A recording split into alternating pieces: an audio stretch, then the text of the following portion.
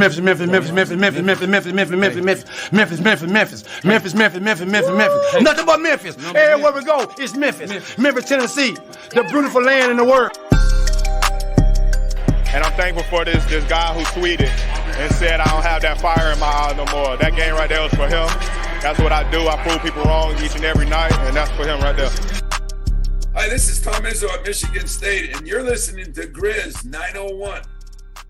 Yo, what up, Grizz Nation, and welcome back to Grizz 901, your favorite post-game show. Unfortunately, we're coming to you after another injury, but what's new at this point in life? The Grizzlies lose 128-119. We're going to talk through all of what happened in the game. We're going to talk about what's going to happen in the future. We're down Marcus Smart. We're down Desmond Bane. And honestly, at this point in the season, let's just figure out what to do and keep everybody healthy. But we're going to talk through the entire game. And I promise you, we're going to make you laugh. And we have Grizz Trivia in the second segment. We have something new to share with you. But in the third segment, we'll look at the New York Knicks. And I have something that I've already recorded. Put it in the tank. It's going to come out tonight at midnight. Actually, no, 11 p.m. Central. It is a long, I guess, an extended version. I did a pregame show with someone over at Knicks School with the New York Knicks, and so it was very good. We did that this morning, and so you're going to want to make sure you tune into that. Show them some love, but also check out the interview that was with Andrew over there from Knicks School. But let's go ahead and get into the show. Nate's here. Why not?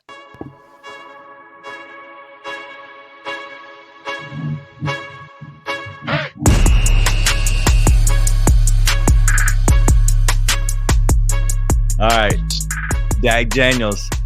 I'm tired, boss. I'm looking at you. Pour one out for the Grizzly season. I'm looking at you. You tired, boss. Why is this doing this? Now we're in all black because we're in mourning. Yeah, I'm in black too. You could not script more of a disaster. You couldn't. You could not write it. I mean, it's unbelievable. We redshirt Bane. That's actually a good one. It took me a second, but that's good.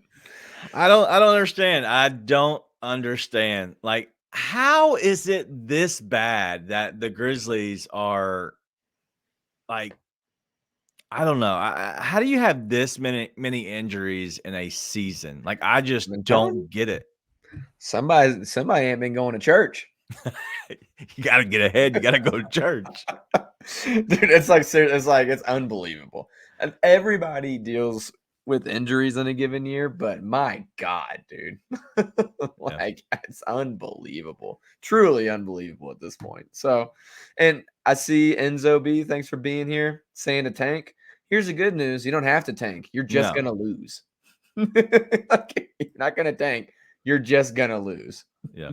It's like, and we knew that when Smart went out. Like, having Jaren and Bane there is fine. And you're going to win some games you shouldn't. You're going to lose a bunch of games that you should. But now that Bane's out, this is at minimum at this point. We're talking weeks. I would imagine with an ankle sprain. Well, and why bring him back again? Once Smart went out, like our whole thing after Ja went out for the season was, hey, this team's looked really good. They're kind of coming together and finding an identity, even without Ja on the floor. And then Marcus goes down. And that's like, you just couldn't afford to lose even one more piece and be competitive. And now you're down Dez too. Like, poor Jaren, you're going to look at the box score and be like, he's had a rough night. But it's like, they only have to guard one guy. It's just brutal, man. So yeah, I still say don't tank because you're just gonna lose anyways. So like, there's no tank. Lay it out. There's no point. Like that. At one point tonight, Jake LaRavia, Zaire Williams, and David Roddy and Jacob Gilliard were sharing the floor with Kawhi Leonard and Paul George. And the game was not over yet. Like, it wasn't like fourth quarter. It's like, man, it is what it is. Like, I can't even be mad tonight. I'm just like, man, at what point? Like, do we cancel the show? Is it our fault? Is it our fault? Maybe. Listen, if it's us, just tell us. Like, we're down. Yeah, I'm sorry. I'm sorry. I'm sorry, Wilson. It's terrible. It's horrible, man. Ricky Bobby done put the evil on us. Yeah. Ricky Bobby, we don't want none. But what we do want is you to go to Streetcars of Memphis, new sponsor. Who dis? They have lift. They have kits of lifting. You can have some wheels and some tires put on. No, but in all seriousness, Streetcars of Memphis is a reputable sponsor. They're one of our sponsors, and they are sponsoring the comment section. My favorite, your favorite, all your favorites. If you would, just go over to Streetcars of Memphis. You have your regular maintenance there. They do anything and everything, but they also do the fun stuff, right? They can modify your car. Speakers, lights, any kind of lift kits, anything that you're looking for. If you want a new set of wheels, go to Streetcars of Memphis. But because we're Grizz 901, because they're a proud sponsor of us, for this month, you can use the code Grizz901 and receive a $55 regular oil change and a $65 for full synthetic. I need an oil change. Perfect timing. I'm going full synthetic, baby. But that's just an oil change at cost. The reason is because, one, they want to get their name out there, such as we do as well. And so go show some love to the guys over at Streetcars of Memphis, and just go get an oil change. Let them know when you call that you heard it from Grizz 901. But go check them out online at 901SCM streetcarsmemphis.com, or you can call them at 901-323-3332. Bunch of threes. But they can help you get anything you want, any customizations, but make sure you go ahead and call them and let them know that you need to get an oil change. But they are a proud sponsor of the comment section. So let's go ahead and show up our comments as I've been talking. LOL, nope, Jones. Good effort. Even at the end of By the Hustle. Yes, the Hustle crew showing out. Correct. Listen, this is what we have to do the rest of the season. We're just going to make light of the Memphis Hustle playing in the NBA. But honestly, yeah, it was good. Even credit where credit's due. Jake played really well tonight, I thought. And listen, I'm glad that I said the Grizzlies have gotten to a point where I'm like, hey, I'm just going to give even Jake a shot, because the rest of the season, if I'm going to turn it off every time Jake comes on the screen, I'm going to turn off a lot of Grizzlies basketball. You ain't watching Grizzlies. Yeah. So, listen, he played well. Roddy played well. Zaire played well. All the youth guys looked good, which is encouraging. So we'll see what happens. But yeah, they all gave really good effort. I thought Jake actually didn't. He obviously had a couple of shots and a couple of buckets, but I thought he had really good activity as well. To be honest, I am maturing. You have no choice. We had to speed rush through the denials part of grief. Yeah, for sure. We've been grieving for so long. It's pretty easy to get to the point of acceptance, and so here we are. So real quick, so Andrew from Nick School asked me today as we record, and he goes, "So, tell me about your expectations. Tell me your thoughts on the season." And my first initial thing was, do you know about the grieving process? There's so many cycles. He lost it. It literally is. This is a grieving process. You know what? You get so upset. You're pissed. You're throwing things. You're crying one time, and eventually you just get to where you're laughing because it's so terrible and it sucks so bad that you have to just laugh through it. That's where we're at. There's nothing to do. I'm not angry. No, I've accepted this. I've accepted my plight in life. Yeah, which is watching the Memphis Hustle for the rest of the season. This is where we are. Yeah, it is. And in the second segment tonight, we're going to talk a little bit about what do you do with Jaren. And so I don't want to get into what do we do with Jaren, because, I think that's going to be an important discussion that we're going to get into. And tomorrow night we have the New York Knicks.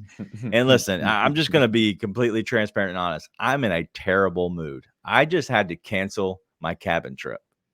I'm not excited. I literally just got off the phone because of the snowstorm that's coming through here. We're unsure if the weather is good. Nobody is exactly thrilled about trying to do it. And so I just got off the phone, and I don't even know if I'm going to get any money back. I probably just paid for a cabin for a few days that I don't get to even get to. So Well, I'm not in a good mood. And then Desmond Bane goes down. This is just a no good, terrible, bad night for me. consolation prize. You get to hang out with me tomorrow night. Hey. Listen, the entire rest of this season is gonna be how do we make light of what we have to deal with night in and night out. Let's talk about the game. For once, I actually want to dive into the game a little bit. I genuinely thought there was good out of this game. One, X looked like the beast tonight. Yeah. He looked awesome all night long. Laravia showed some promise. And if you expect me to hop on the Laravia train with old Malibu's most wanted, no. Jaravia, I'm not on the train yet. But I'm all about him playing well and then putting himself into a trade package. Roddy looked good. Zaire looked fine. Like, honestly, Paul George, who's an amazing basketball player, played like the best I've seen him play in a long time. Like, he just could not miss, it felt like tonight. Kawhi was hyper efficient tonight. Mm-hmm. I mean, when those guys shoot like that, there's not much you're going to do, especially if you're playing with, Jaren Jackson's the only one you've really got left at this point. Even out of your main role contributors, like they're gone, they're all gone. They're all gone. I mean, you got what? Kennard, I guess. And then if you want to throw in Vince Williams, you can throw in Vince Williams. But even that. But he's not an offensive threat. Like, you need offense. We're really excited about Vince, and he's going to be a contributor for this team, but he's not a main role contributor yet. Yeah, and let me speak on him. Like, I know what you're going to see. You saw it tonight, okay? And I'm just going to be honest and upfront with everybody.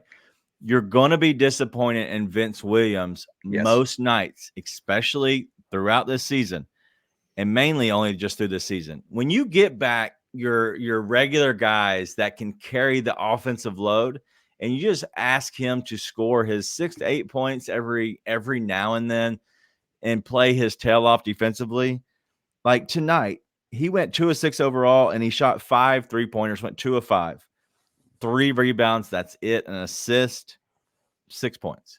Like, I know that I know this is the very start of it because I can already see it. I can see his box score and tell you that the way it looks on a bad team, he's going to look like this. Yeah. He's a player that excels when he can fit in and kind of go unnoticed. And you're going to see that those little things become big. But right now, he's playing too big of a role, and it's not going to be good for him. It's every guy they have left. It's true. Besides Jaren. Like, Jaren's a go-to guy, but even that, every team now, all you have to do is load up on Jaren. Yeah. I mean, it's gonna get rough. Yeah. It's gonna get really rough. But I mean, dude, conceivably, your next game, you're starting Jaren Jackson, Xavier Tillman, Vince Williams Jr., Luke Kennard, Jacob Gilliard. Do you throw Zaire in there? Like, Gilly's gonna start. And if that's the case, your bench is Zaire Williams, Jake LaRavia, David Roddy, John Conchar, Gigi Jackson. Maybe you get Santi back. Like, these are the players that are coming out. So it's like everybody out of those guys needs a Ja Morant. Yeah. They're not in the NBA to be main contributors. They are in the NBA to capitalize on when Ja Morant makes a play for you and puts you in a good spot. So, and now, like, the other guy who was your main guy for that, who knows how long he's out for, because that ankle went fully horizontal. So it's like, dude, it's unbelievable. It's truly unbelievable at this point. As Dak Daniels says, all shooting guards on the bench, yes, and none of them can shoot. It's weird. I get it. Exactly. It's weird. But let me look through this real quick on just the box score and just talk through different guys. Let's go ahead and talk to the Clippers just a tiny bit because they did look good at times. Paul George going off for 37 points is big. 7 of 10 from deep is just deadly. 12 of 18 overall. Kawhi Leonard, 22 points, 7 rebounds, 10 of 16, 2 of 5 from deep. Zubac had 11 rebounds, which was, I think his line was 10.5. but only 6 points there. So he wasn't really dominant.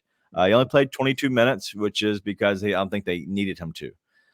Then James Harden, a very low-key night, 11 and 9, 9 assists, 2 of 4 from deep. Terrence Mann, just a low-key night, 5 rebounds, 7 points.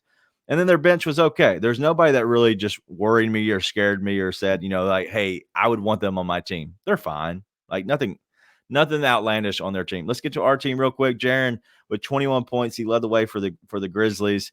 Went 1 of 8 from deep, which was the bad part. Only 6 rebounds, which I expected to have a down night. But Xavier Tillman, 20 points, 9 rebounds, 2 assists. He went 8 of 10 overall. He even made a 3-pointer, 1 of 2, which is nice. Luke Kennard, 7 points, 11 rebounds, 6 assists. Listen, the 7 rebounds, 6 assists is huge for Luke. He's getting more active. He's getting more involved. 3 of 5 from deep. Dez goes down with 15 points, 3 of 6 from deep, only 23 minutes. And then Vince Williams, we've already covered. And so the rest of that, Roddy, 17, Laravia, 12, and Zaire with 13. Like, that's really what you want to see. Is you want to see guys playing, good minutes and scoring. Like, this team, going back to, I think it was D'Angelo, what he was talking about is somebody has to step up on this team. Like, they have to. And so I think what we're going to see, and I want to get to a little bit more to the second segment on this topic, but I think what you're going to see is a lot of these guys, the February 8th trade deadline is looming. You have, I'd say, 14 games left before the trade deadline. At that point, these guys are going to play big minutes, and they're going to look better because they have no expectations, and they are allowed to do pretty much whatever they want. It will be in losing efforts, but what this does is this actually shows other teams, other GMs, scouts, that these guys have the potential. And I can sell you on potential more than I can sell you on seeing anybody on game film. So that's kind of what I'm looking at for sure. They're going to have plenty of opportunity to contribute. But, I mean, even tonight, even with it looking as abysmal as it looked, the truth is Paul George just murdered you tonight. And everybody else was, even if they didn't have big nights, everyone was pretty efficient. Yep. But the Paul George, Kawhi, they were just like hyper efficient, crazy efficient tonight. Just shot the lights out. Yeah.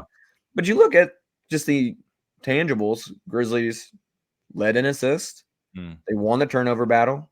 They won the rebounding battle. They shot 40% from 3. They shot more free throws and made more free throws. Like, the Grizzlies did all the tangibles to win tonight. This is one of those nights where genuinely it's like, it's just one of those nights. And then you couple that with Desmond Bane going out. It's what it is. But even with Desmond Bane going out, I honestly, I was perfectly happy with the way the Grizzlies played tonight. Truly. I'm just like, it's one of those where sometimes the team you're playing is just not missing and things are just breaking their way. Because you look at all the other tangible parts of the game, you won in like every department you really want to go win in, right? So tough night. But there's a lot of good to see. There was like genuinely a lot of good to see. And it's not just the moral wins, because at that point, I think it's the only wins that count for Memphis at this point. But seeing every single young wing come in and contribute in some way, shape, or form is good, because most of those guys have not looked great consistently at the NBA level. So we're going to see a lot more of it. But between X, again, Jaren, I thought still got to a lot of good looks tonight, even though a lot of them weren't falling. And the young guys, there's a lot of good that came out of this game, in a game where this performance, minus how great Paul George and Kawhi Leonard were tonight, might have won despite Desmond Bane's injury. Yeah. And honestly, and listen to the, the performance tonight, as D'Angelo's saying, like, it is all about the Dez injury. Like, it really is. Like, no matter how they played, good, bad, indifferent, it's all about the Dez injury. And that's what sucks about this. But Kai wants to ask a question about Cut Gilliard. Listen, Gilliard's on a 2-way. He's fine. He's a G League player. Who cares? He's also a warm body. Yeah, he can play on our team. He knows us. He knows the players. Mostly, what this does, if you say Cut Gilliard, let me spin this. Let me do the spin doctor real fast. Who does Gilliard play with the most on this team?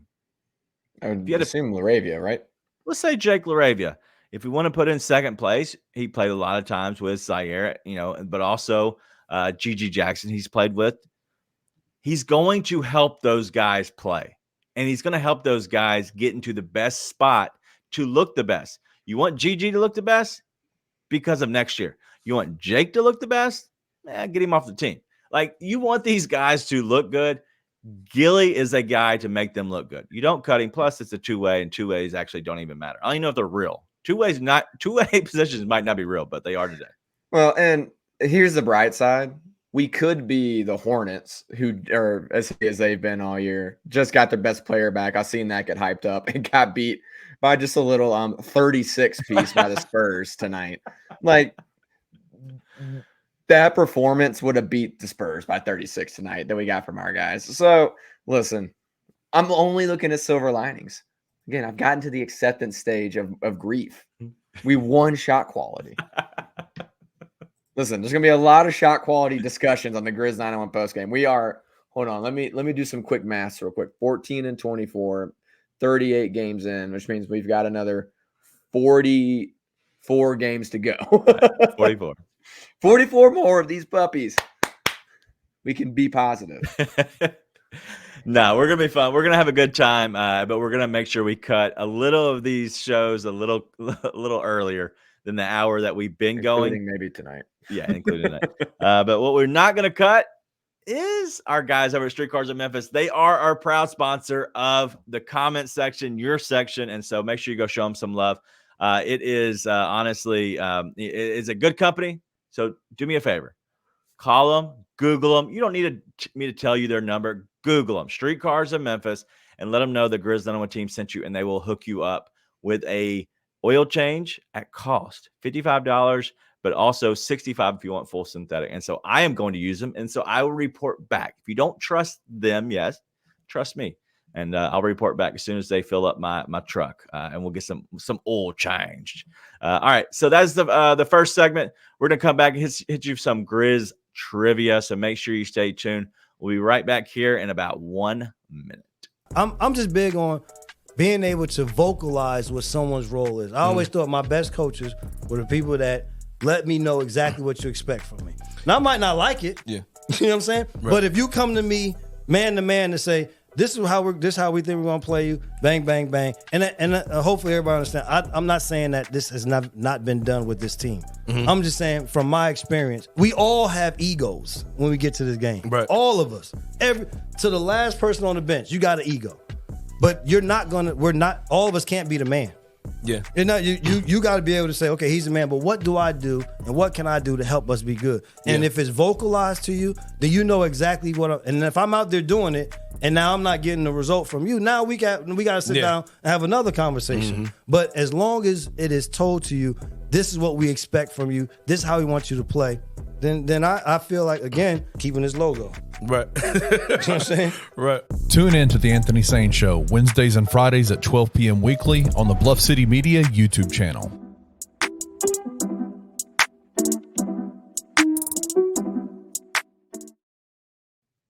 All right, welcome back. This is a Grizz 901 post-game show, so I appreciate you tuning in and to this. Let's go ahead and get into the Grizz trivia.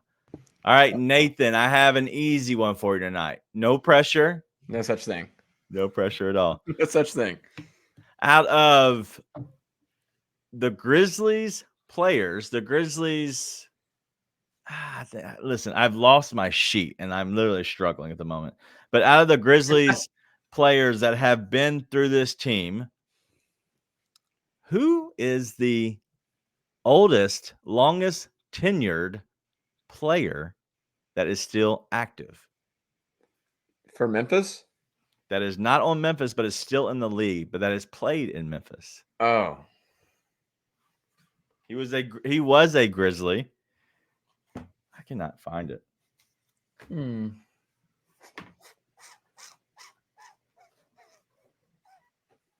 I've lost it.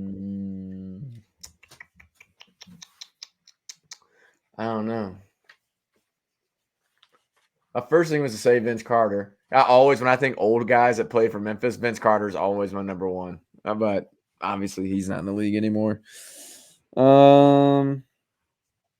Shoot. Are your comments up? They are. Close them. No. I've got it. I got them off. I got the comments off. Well, Big Die. Look at you, bud. Already got it. Big Die got it. I knew the answer. I just didn't know exactly how to ask it because I can't. Yeah. So obviously he played with the Grizzlies and was a very pivotal player with the Grizzlies. And he was here for a good minute. You should see him at Target all the time. I don't think you did, but I did. And then he was moved on from, and I can give you one more hint. Oh, the only thing I know is it's definitely not Dylan Brooks if you complimented him. Once they moved on from him, they went to the farthest they've ever been. Is it?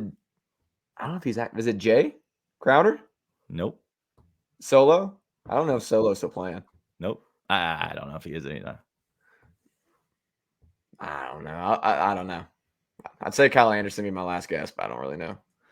Big Die got it with Rudy Gay. Rudy Gay still plays? Yes. For who? Who does he play for? I believe he was with the Jazz for a while. Yeah, but he still plays. Hold on. Rudy Gay, who last played. He doesn't play anymore. 2023. He doesn't play. He doesn't play anymore. Yeah, no, he doesn't play anymore. What are we talking about? Like, all right, I know the next one. The next one's easy. If it's not him, it is Mike Conley. Conley. Okay, that one does make sense. I still would have guessed maybe Jay Crowder. Yeah, dude. All right, he doesn't play. He's on the bench. Listen, all right. I think he is on the bench as well. I don't know, but hold on. It said to me that Rudy Gay was still active when I was doing my research. Stats. Let's do. So we're going to stats. 2022, 20. Yeah, he has not played a minute. So I don't think that should. He's in a Warriors jersey. Yeah, it says for the Warriors. Did he? What was he on a roster this year? I dare you to show me he was on a roster this year. Either way, you didn't get Mike Conley, so what's it matter? Yeah, I'm disappointed in myself for that. I'm going to be straight up. But he's also injured. See? There's a lot of things working in my favor right now, but the problem is, hold on, 23, 24. Womp, womp, womp. There's nothing there. He don't play. Whatever. He don't play. He's not real. Anyway. The birds aren't real. Neither is Rudy Gay's career at this point. Well, whatever. It was a good question. Great question. It was a good question. Poor execution. All right, let's get bad execution. This is off the rails. Let's go ahead and get into this this first comment. It is from John 17. It's going to be, will Bane return this season? Yeah. I can't imagine he's out for the season. I mean, unless it's one of those things where they just choose to hold him out. But even that, I don't foresee that happening. Like, they'll make sure he's good and healthy, no matter how bad the sprain is, right? It could be minor. Doesn't look like it was very minor, but they'll get him healed up and they'll bring him back. There's no reason to just completely hold him out the season. I don't think it's something he would want to do. Yeah. All right. So what do you do now moving forward? Besides, I know. I mean, honestly, it's you keep playing basketball. Again, anybody who's like tank, again, you don't have to tank. You're just gonna lose. Truly, like you don't have to tank. Like, you put these guys out there, you try and play the best basketball that you can, and then see what happens. But like, the season is pretty well over. There's no conceivable way they could make any kind of plan or anything like that. So, there's no like, hey, you're playing for the playoffs, you're playing to make a play in or anything like that. But you also, like, there's no reason to tank. I don't think it's good for a team to tank ever anyways. I think it builds terrible habits and terrible culture. That's the opposite of what this team has been trying to build the past 4 or 5 years.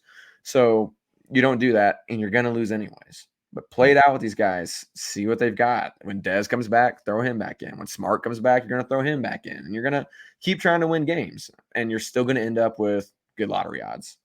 So you play it out, see what you got. For now, it's going to be Jaren Jackson. How much of an absolute monster can you be? Because guess what, buddy? You are the only one left.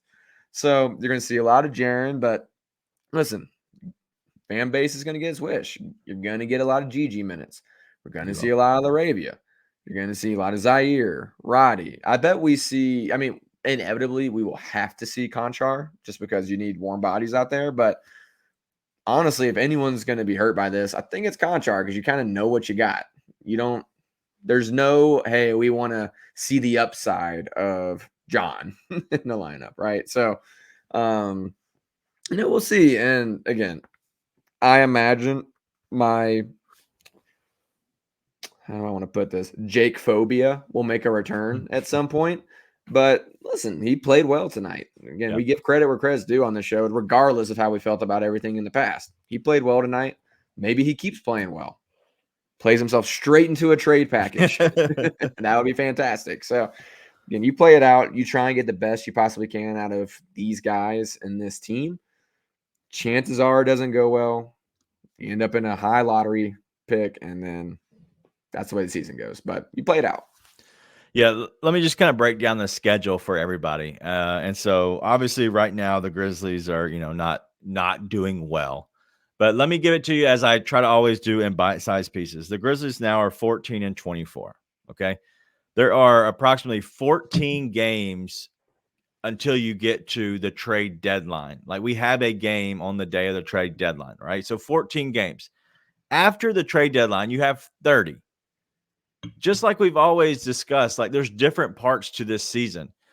These next 14 games, you're probably not going to get back Marcus Smart, I'd imagine, because you're talking about 6 weeks. The 8th of February, right? We're in the 12th.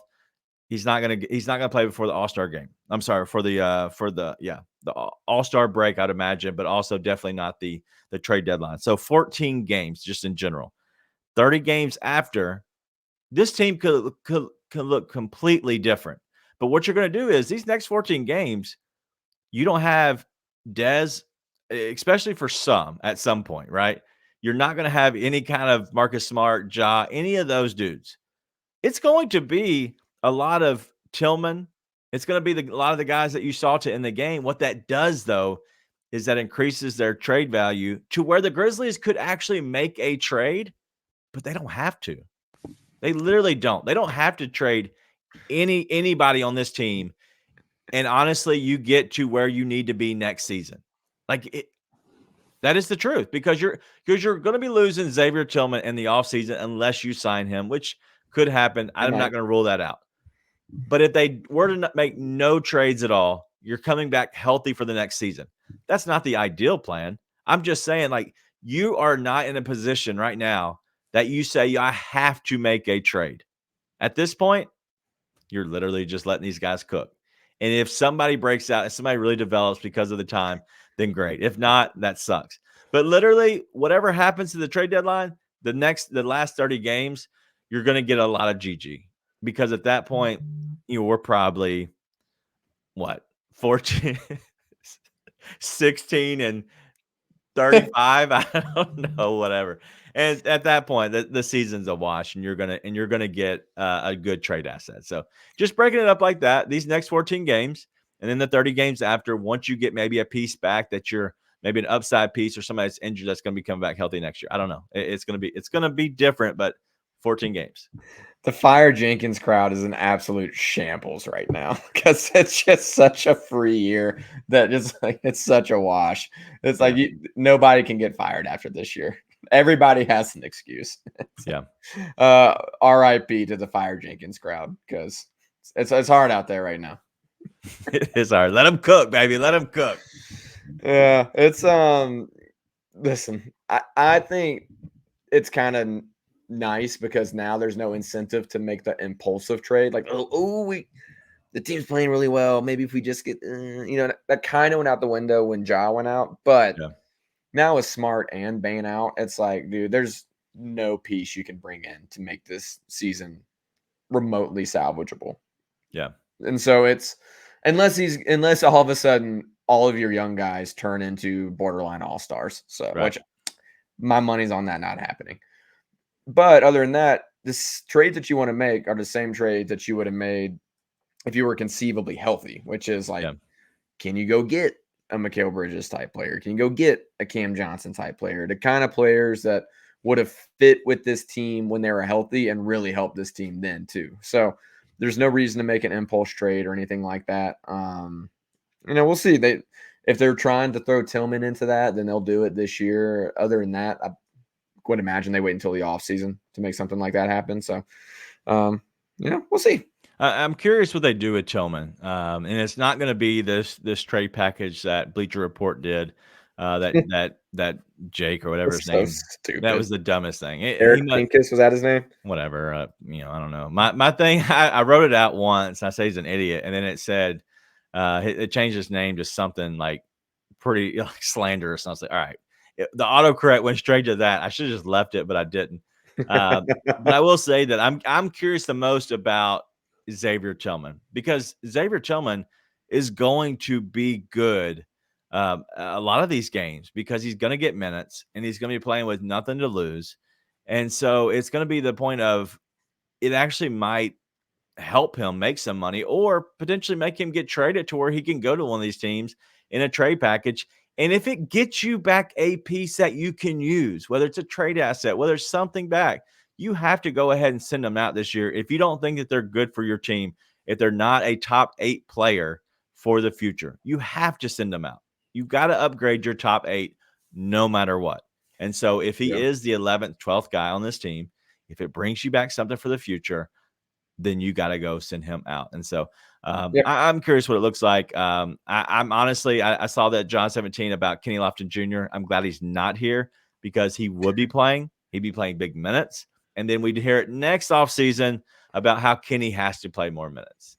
Kenny's not an NBA player. I'm sorry. He's just not. Well, I don't know. He could be one day. But with the Tillman stuff, it's just kind of at this thing where, like, if you let him walk in free agency, I know some people are like saying that, hey, you can't you're just losing a filler in a trade package. Let's be honest. Like, he's played awesome. I would love for him to get re-signed, still be on the team. I still love him for this team as, like you're saying, like a 10th through 12th type guy. But when you're healthy and you've got Steven Adams and Santi Aldama and Brandon Clark and Jaren Jackson, like, the minutes are few and far between for X. Like, that's just the reality of it. And so I don't think there's a lot of risk in holding out. Like, you don't just send them just because you got to get something for them. Right. Like, it's because there's something you want and you can make it happen with X. Otherwise, I think you see where you are in the offseason and then kind of gauge that, see if you do want to bring them back based off the roster you've got put together and what you're building. So, other than that, like I said, this season, obviously, there's not much to do. You can kind of go buy a nice bouquet, set it on the grave because this season's done. And, Daniel, speaking of flowers, Pews, right? Hello, Pews. Pews. From flower shops to commercial landscape maintenance, Pews has been around for 30-plus years serving the Mid-South. But did you know that Pews also does residential lawn care now? I actually didn't. I thought they were just flowers that I get from my grandmother every year. But they now do residential lawn care. Pews residential spray can take care of all your weed control and fertilization needs. And if you want to create that perfect weed-free lawn experience, weeds, like the bad weeds, to be clear, then call Pews Residential Spray today for a free estimate.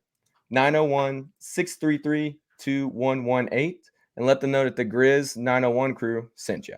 And remember, with Pews, you get big company strength with small company values. Great. Pews. Mate.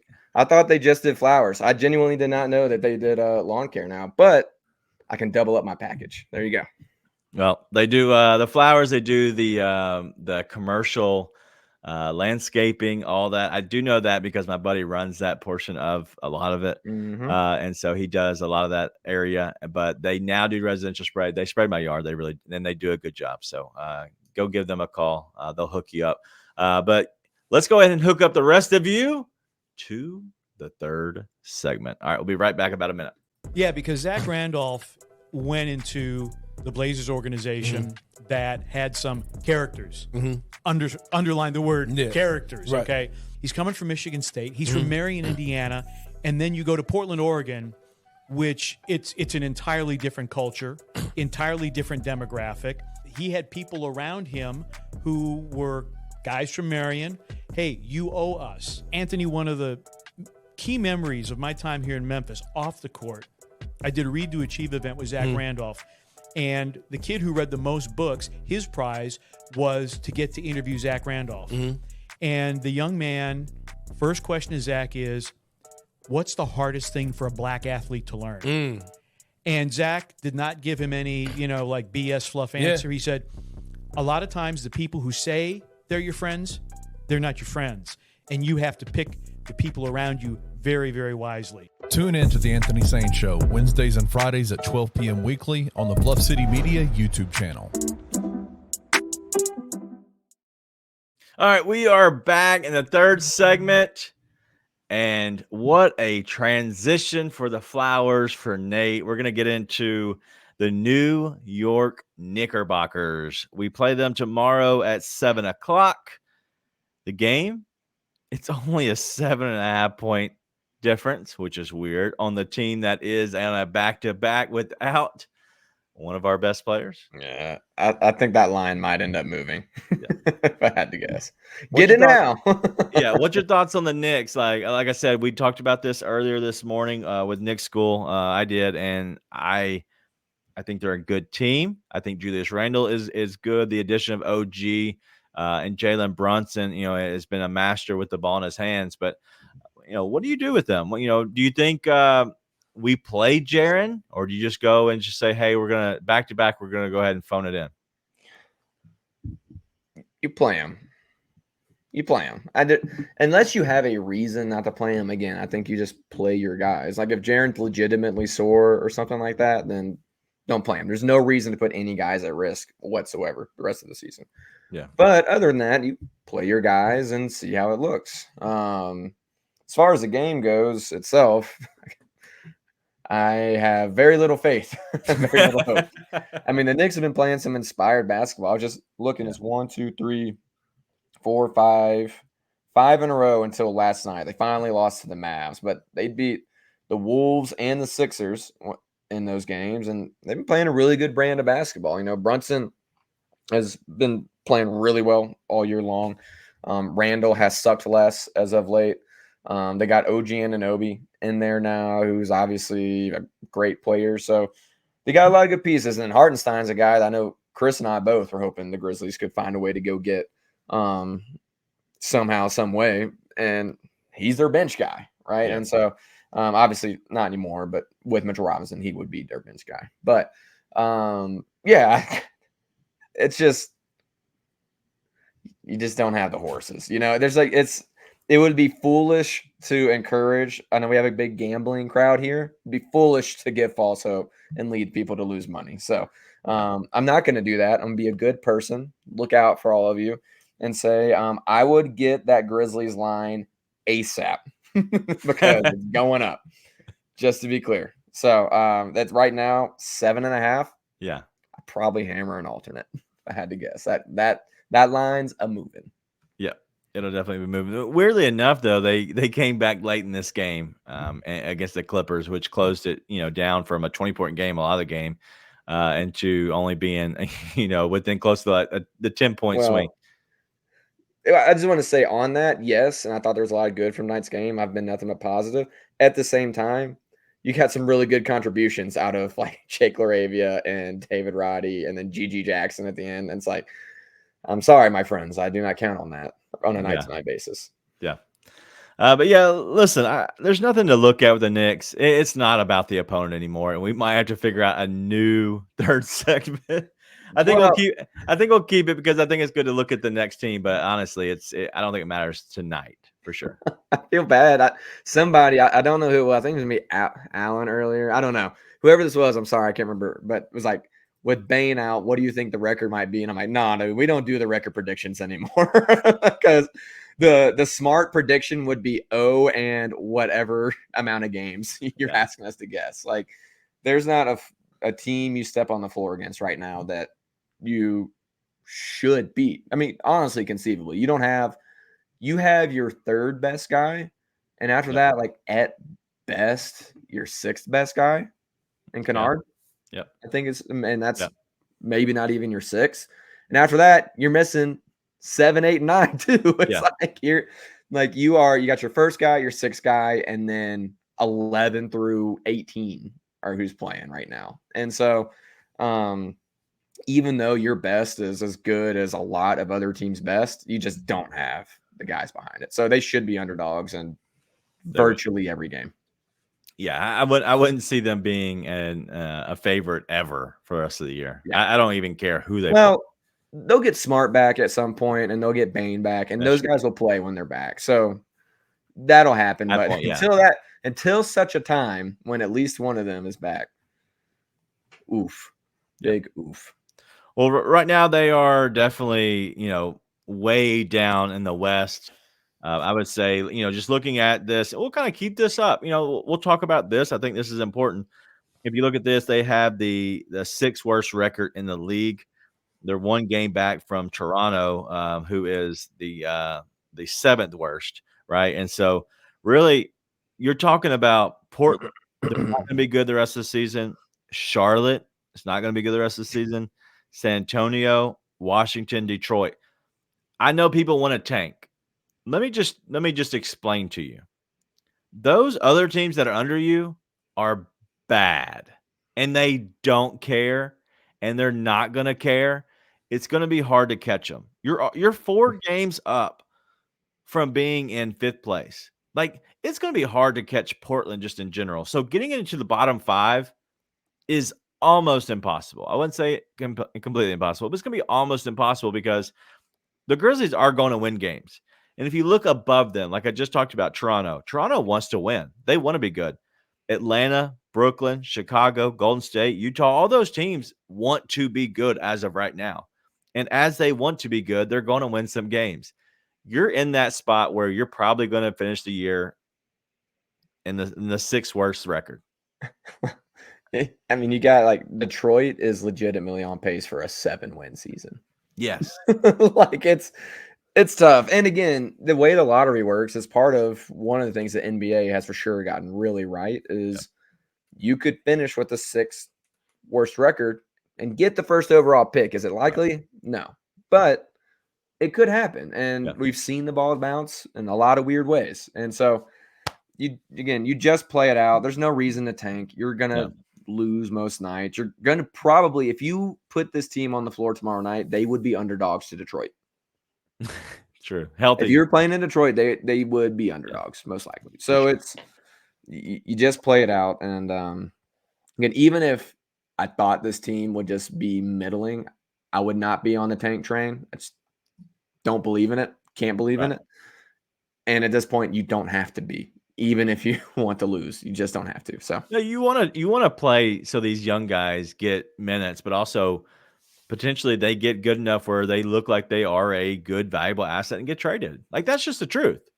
If not, so be it. Like, they're going to get better and get ready for next year. And then eventually you can see what you do in the offseason. So all in all, I try to finish with a little bit of a glass half full of just looking at it like, hey, I know people want to tank. There is no tanking. Like, this team needs to play.